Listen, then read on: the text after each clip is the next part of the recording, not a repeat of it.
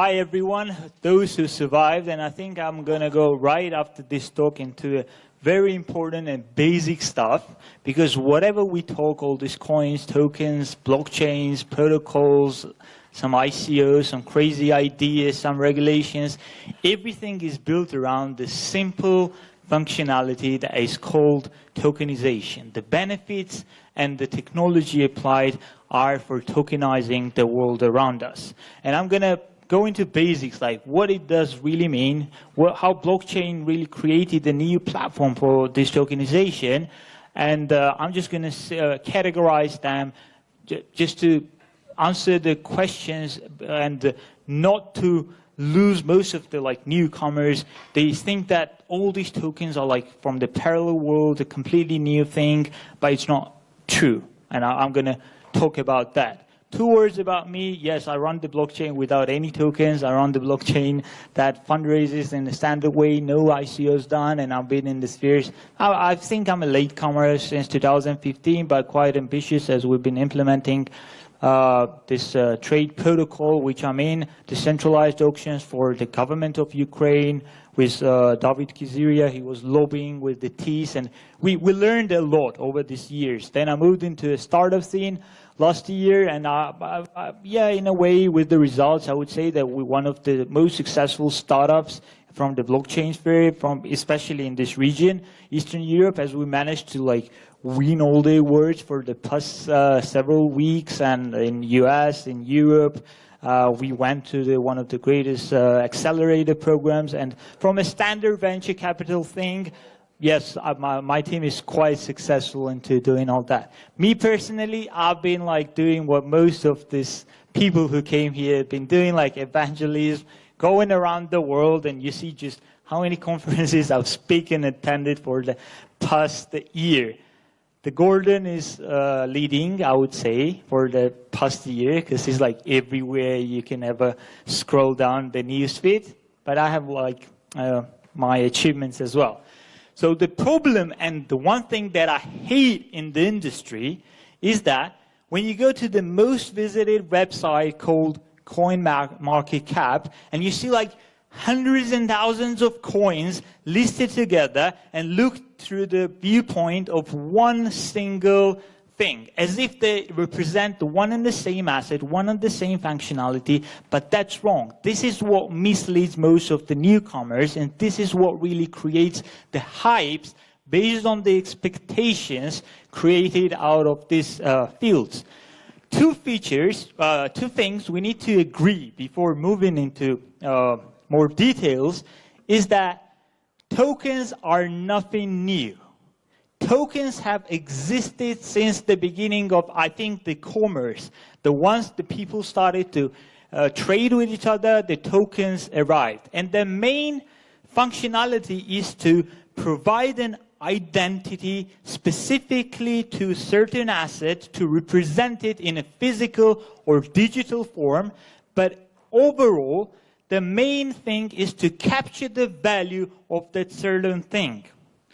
They don't have to be, as I mentioned, an asset. It could be an idea. It could be completely different. And to demonstrate that, these are actually one of the first tokens that I had in life. This was part of my childhood and school years. These were the Pokemons. How many of you had all those Pokemons and played around? So yeah, basically, there were tokens. I began my token life for sure. To understand and what it did really represent, in a way, when I started thinking about it, I understood that the value they captured was kind of a reputational system in my school. So that means that whatever value it catches as a token does not have to be tangible at all. So if you flip those things pretty quickly, if you had lots of them, you were, in a way, a cool guy in my class at last. But to understand how blockchain changed and taking all those tokens into a digital thing, we have to understand Well, like really simple. What problems did it really have? Not to replace the US dollar or lari or whatever. Why don't I use for it till today? And there are like three major problems that most of the physical tokens had. The first, they were like paper-based, so you could not really create a liquidity and trade in the long distance. The only range you could trade was like school to the home, and that was it. That was like your limited trading capability. Another one, it was easily forgeable. There were like those other quality stuff, different token shapes coming up. And biggest problem this token had, that there was a single printer somewhere in China printing and printing everything all together. And the system, when it was capturing the kind of reputational model, the fact that somebody could go and buy lots of tokens and put it into circulation in the school, it ruined the basic stuff, the accountability of this reputation system. What blockchain did is actually solve these basic problems for all the type of tokens and representative identities that we had. It provided an accounting system that could have a secure digital identity of a particular asset, idea, or the value that we're trying to represent within the system.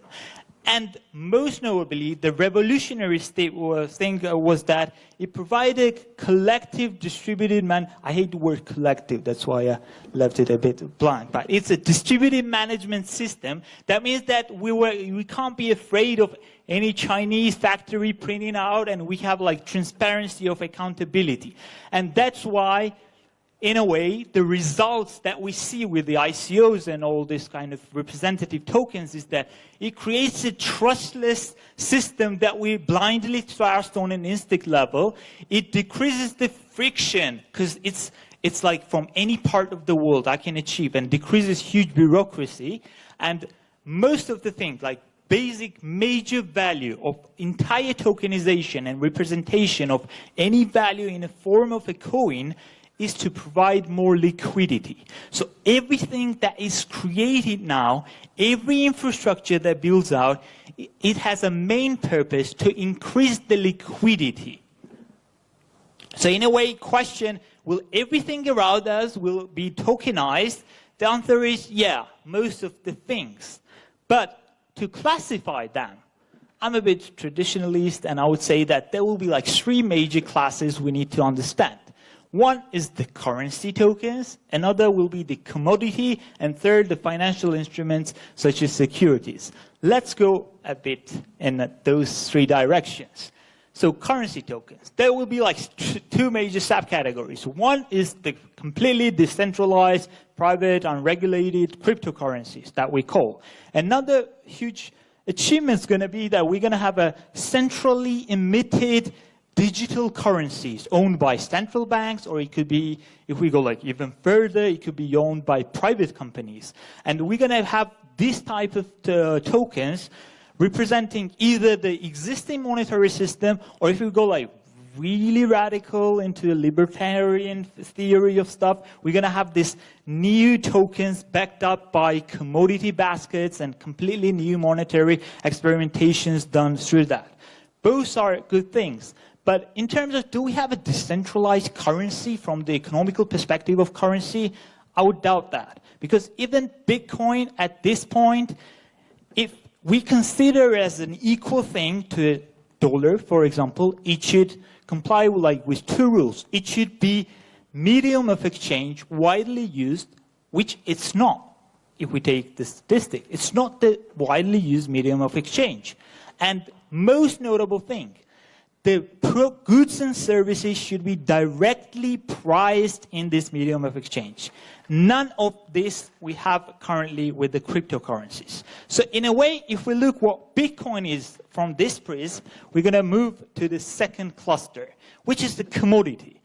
I think that beside that, Bitcoin and cryptocurrencies are now like most known words and representation of the tokens. I think that this cluster is going to be much wider and bigger, because it will be like, it will unify two worlds together. We're going to have like physical tokens that are linked to the physical items and representation of them. And we're going to have a completely new sphere that I'm all kind of excited to explore.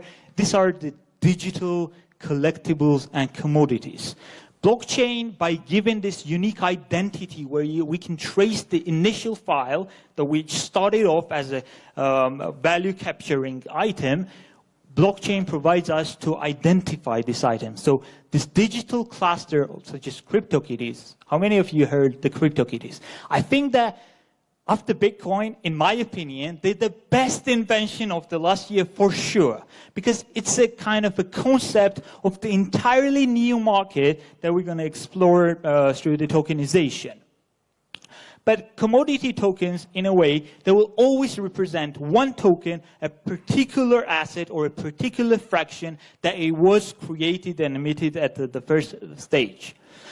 From this theory of money and economical perspective, if we consider Bitcoin as a commodity, only out of the commodity, anything has a chance of becoming a widely used currency. So this is like an economical path every commodity had to follow in terms of becoming a currency widely used exchange.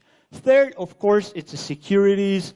Gordon loves this sphere, but I believe that securities such as ownership, debt, promises, and all the kind of contractual investment agreements, they will be tokenized. From the business process perspective, I don't think that you're going to have like two laws. One that is paper-based, like highly regulated, and you're going to have like tokenized shares that's going to comply with other rules. No, we're going to find a balance around that. But from the infrastructural perspective, we should understand that those tokenized shares will create a single layer of transactional information and settlement process in one single process, which is not the case currently, and improvement.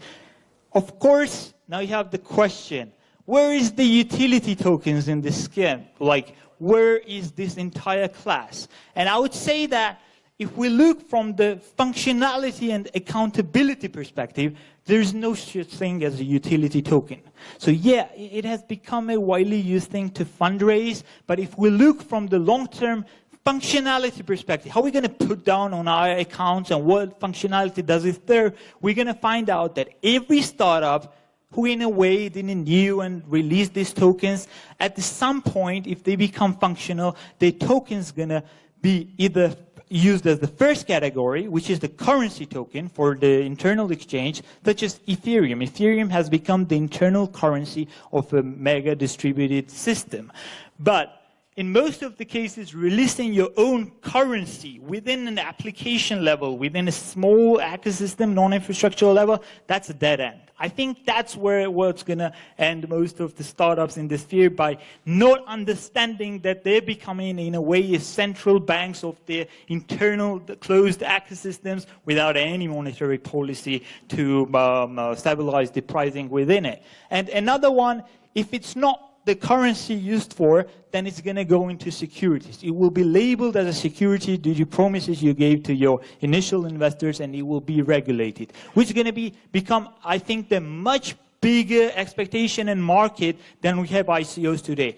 For me, all those ICOs, they were like first reflexes of the world being ready for an open, distributed ecosystem and the infrastructure to create more liquidity. And yeah, in a way, when the hypes go around, when everything settles down, when we're going to have a rational in the first phases of understanding what startups are doing, we're going to end up with the same financial instruments. Nothing new, nothing alien, nothing different, but the same currencies, commodities, securities, just an upgraded version with a global infrastructure for trade. Thank you.